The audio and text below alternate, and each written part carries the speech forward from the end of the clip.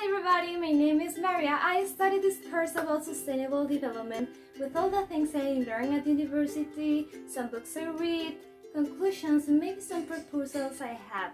Because I consider that one of the best things to achieve a better world for us is sharing knowledge. So if you have a question, if you want to discuss with me, leave a comment in the below part and I will be happy to have a conversation with you. So let's get started.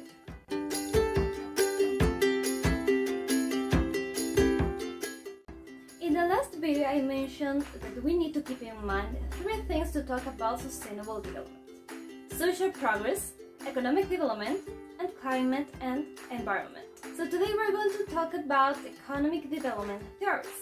But what's the meaning of that? These are theories about how primitive and poor economies evolve into sophisticated ones. So to start, we are going to talk about the first theory, classical theory, proposed by Adam Smith and developed by Malthus. This theory is focused in agricultural economic growth. Malthus developed three forms for population control. The first one is misery, like wars, hunger, and illness. The second one is moral self-restriction, in other words, abstinence. Malthus mentioned that there is no space for everyone because our resources are limited.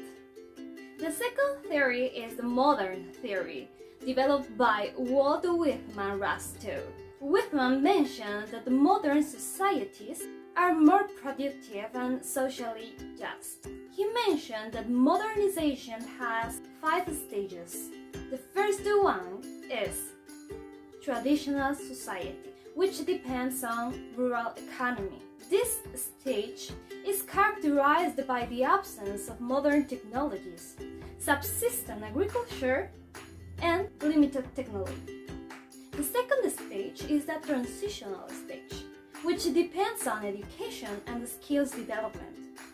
This stage is characterized by external demand for raw materials, advances in existing technologies, and investment to changes in the existing environment to expand production, like irrigations or canals. The next stage, which is the third, is takeoff, which depends on suburban economy, and this stage is characterized by urbanization increases, industrialization proceeds, and technological breakthroughs, like the Industrial Revolution or the Green Revolution.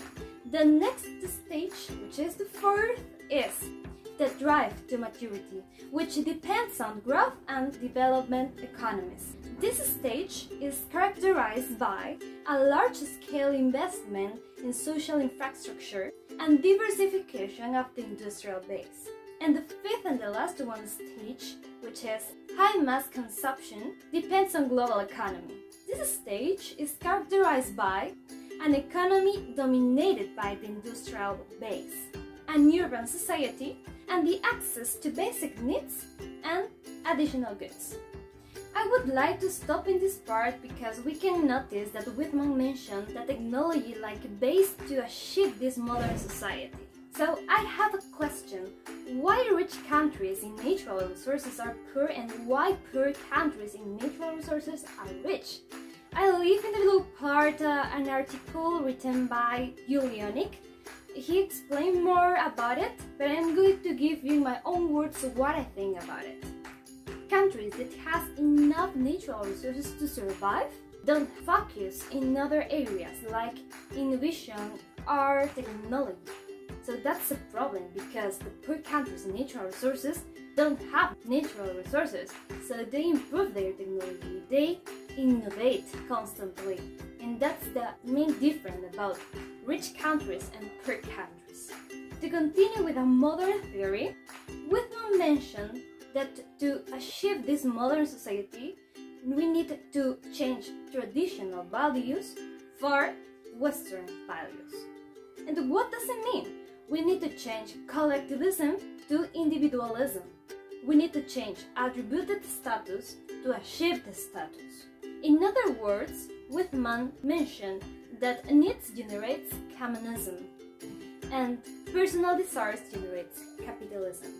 So, if we have a just capitalization, we can have a good society. The third theory is the dependency theory, developed by Raoul Prebisch. He proposed the central peripheral model. And what does it mean? A central country is like Switzerland or like the United States. They don't have natural resources or not enough natural resources, and for this reason they develop technology. And on the other hand, we have the peripheral countries like Peru. In the case of Peru, we export the raw materials, but we import technology from central countries. And Raoul Prebisch mentioned that central countries move the world, defines everything, like prices, coins, between others. The fourth theory is the world systems theory, developed by Immanuel Wallenstein. He made a little bit correction about the theory of Raoul Prebisch. He proposed a central, semi-peripheral and peripheral country. And why? Because this country like Brazil, which is in the middle of central and peripheral countries, because Brazil has natural resources. They export natural resources. But Brazil as well developed technology and export technology. So it's in the middle of central and peripheral countries. Wallenstein sets the need to study the social dynamic with economy and policy aspects. And to finish, we have the fifth theory, globalization theory. This theory is based on commerce and communication. So in this theory we can have internet, websites, Facebook, Instagram, Alibaba, AliExpress, so we can have a lot of examples.